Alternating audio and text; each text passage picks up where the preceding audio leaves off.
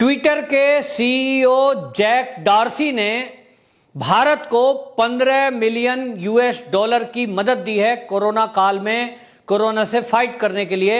और ये जो 15 मिलियन डॉलर हैं, जो लगभग 110 करोड़ होता है, ये भारत को दिए हैं। लेकिन इसमें से जो 15 मिलियन डॉलर हैं वो 3 एनजीओ को दिए हैं। एक एनजीओ राष्ट्रीय स्वयंसेवक संघ यानी आरएसएस की है, जिसका नाम है सेवा इंटरनेशनल।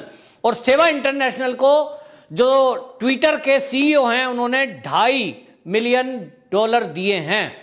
तो अब ये जो 2.5 मिलियन डॉलर दिए हैं, इस पर ट्विटर पर बाकायदा कुछ लिबरल्स, कुछ वामपंथी और कुछ इस देश में बैठे हुए लोग भी सवाल उठा रहे हैं और ट्विटर को कह रहे हैं कि ये जो पैसा आपने आरएसएस को दिया है इसको वापस ले लीजिए। लेकिन क्यों, इसका उनके पास जवाब नहीं है। जबकि आपको बताएं, जो ट्विटर का संचालन करने वाले हैं, क्या उनके पास इस बात का ज्ञान नहीं है कि ये जो सेवा इंटरनेशनल है ये क्या काम कर रही है?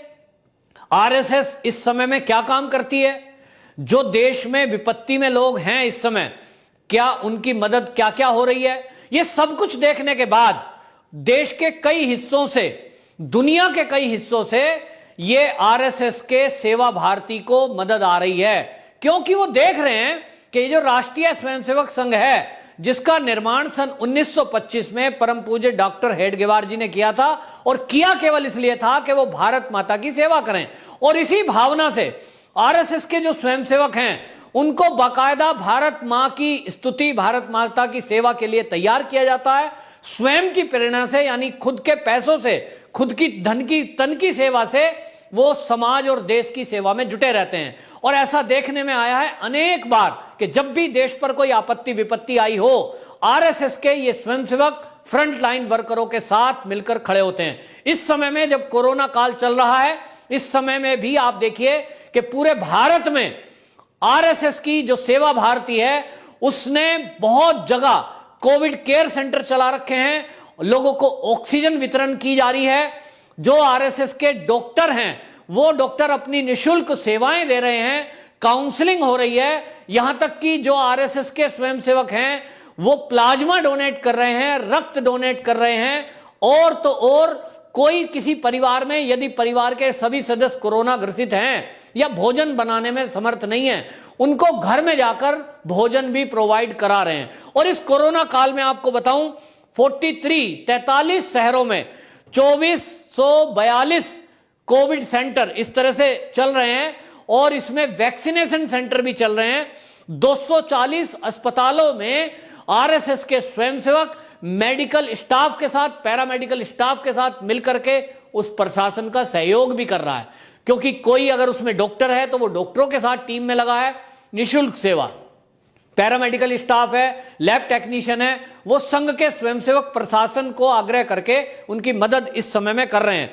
इसी तरह भोजन के लिए 1500 लंगर जगह जगह चलाए जा रहे हैं, जिसमें आपको बताएं दिल्ली में जो सेवा भारती है उसने बाकायदा कई जगह 100 बेड का कोविड सेंटर चला रखा है।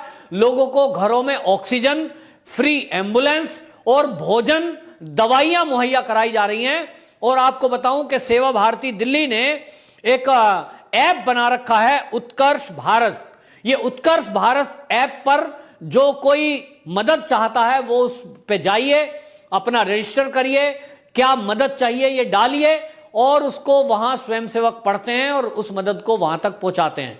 यानी एक बिल्कुल सिस्टमेटिक तरीके से ये मदद का काम चल रहा है। और इसी मदद को देखते हुए जो दुनिया को देखते हैं, और ट्विटर ने ये देखा कि भारत के अंदर यदि कोई एनजीओ काफी शिद्दत से काम कर रहा है, बहुत मेहनत से काम कर रहा है, और निस्वार्थ भावना से उसके हजारों स्वयंसेवक इस समय कोविड में मरीजों की तीमारदारी में लगे हुए हैं और हेल्प कर रहा है, तब उसने 2.5 मिलियन डॉलर देने का निर्णय लिया। लेकिन इस 2.5 मिलियन डॉलर जैसे ही ट्विटर ने आरएसएस की संस्था सेवा इंटरनेशनल को दान दिया, उसके बाद जो यूजर हैं ट्विटर के, वो बाकायदा उस पर सवाल उठाने लगे और उन्होंने कहा आपने आरएसएस को क्यों पैसा दे दिया? ये कुछ लोग इसको कहते हैं ये तो सांप्रदायिक पार्टी है, ये तो सांप्रदायिक दल है। ऐसे कहने वाले कांग्रेस के राहुल गांधी, जिन्होंने कई बार आरएसएस को निशाना बनाते हुए इसे बदनाम करने की कोशिश की है।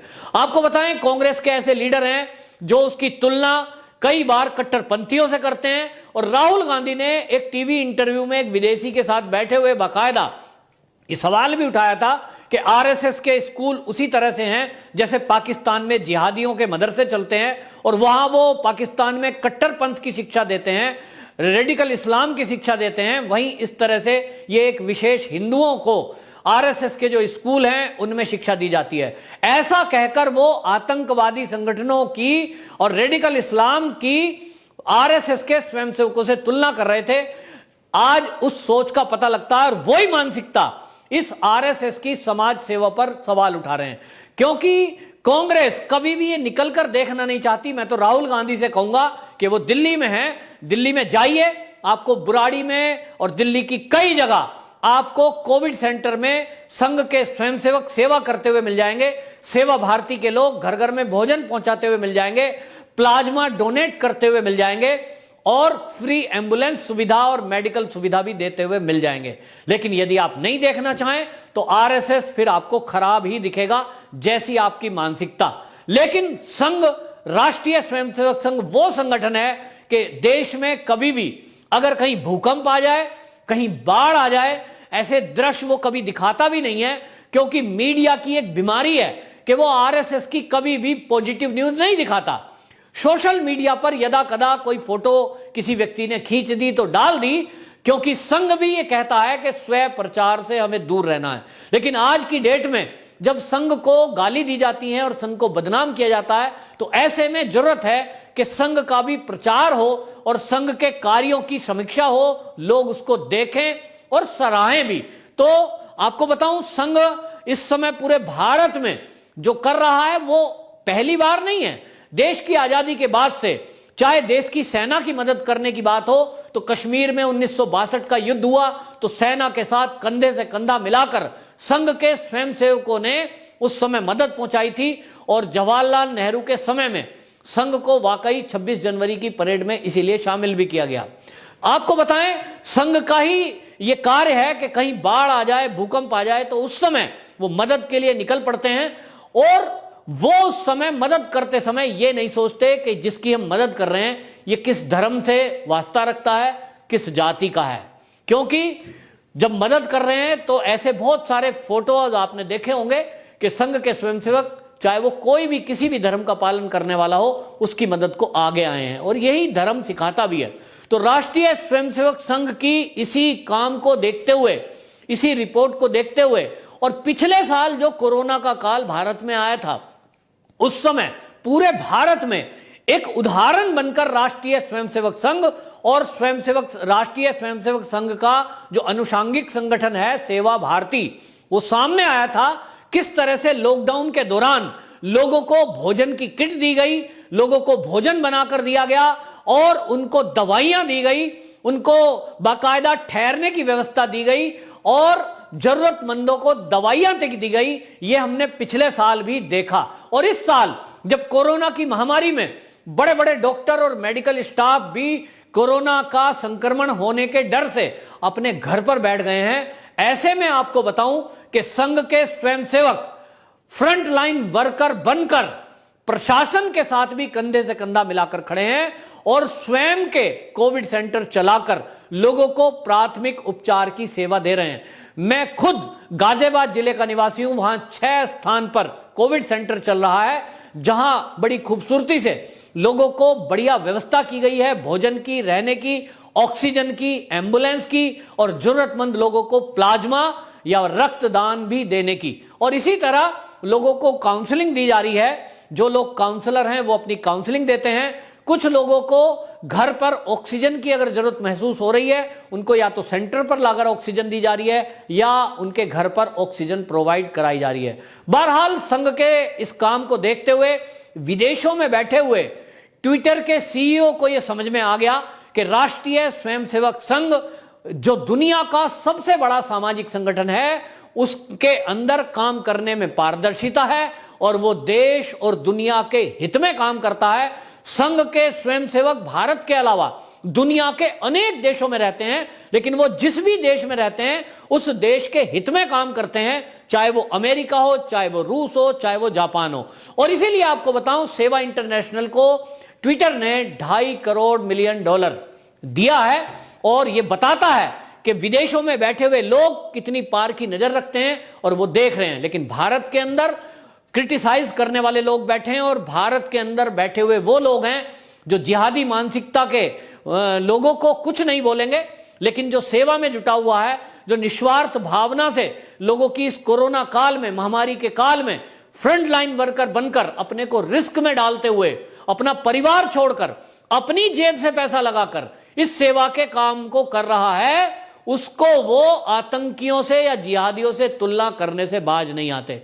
तो सोचना यह है कि जब एक विदेशों में बैठी हुई कोई संस्था इसके बारे में यह सोच रखती है आरएसएस के, तो हम भारत के लोग अपने ही देश में, जो हमारे ही देश की एक संगठन, हमारे ही देश की संस्था, हमारे ही देश के लोगों के लिए जो सेवा में लगे हुए लोग हैं, उनके बारे में किस तरह का भ्रामक प्रचार करते हैं, किस तरह की भाषा का इस्तेमाल करते हैं। जो देश का विपक्ष है वो बार बार संघ को सांप्रदायिक बताकर और कई बार कोई संगठन उसको बैन करने की बात भी करते हैं। लेकिन विचार करना होगा, जरा इस चश्मे को हटाइए और एक पारदर्शी चश्मा लगाइए जिससे आप देख सकें कि राष्ट्रीय स्वयंसेवक संघ के स्वयंसेवक इस समय किस तरह कोरोना पीड़ितों की मदद को आगे आया है और आगे ही नहीं तो फ्रंट लाइन वर्कर बनकर किस तरह से काम में लगा हुआ है, जुटा हुआ है।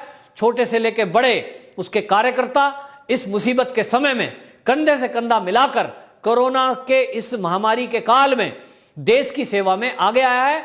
इसके लिए वो किसी के दर पे नहीं जाता है। ये बात अलग है कि ट्विटर ने अपने आप ये चीज महसूस की और सेवा इंटरनेशनल को ये दान दिया है।